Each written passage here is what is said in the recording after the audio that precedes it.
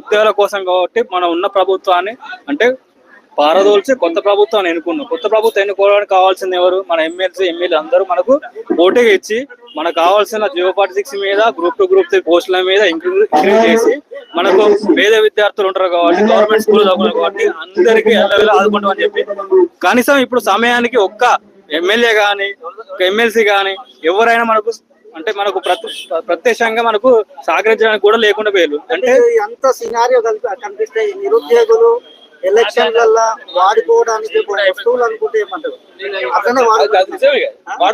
మమ్మల్ని ఇప్పుడు ఫస్ట్ ఏంటంటే మా విద్యార్థులను వాడుకొని ఇప్పుడు వాళ్ళ ప్రభుత్వం అంటే గతంలో తెలంగాణ ఉద్యమంలో విద్యార్థులనే వాడుకున్నారు. ఈ టిఆర్ఎస్ లేదా బిఆర్ఎస్ ప్రభుత్వం దిగిపోవడానికి కూడా విద్యార్థులనే వాడుకున్నారు. ఇప్పుడు అదే విద్యార్థులు ఏ ప్రభుత్వం వచ్చినా రోడ్ల మీద దీన్ని బట్టి ఏమర్థమైంది? దీన్ని బట్టి మాకు ఏమర్థమైంది అంటే 2014 నుంచి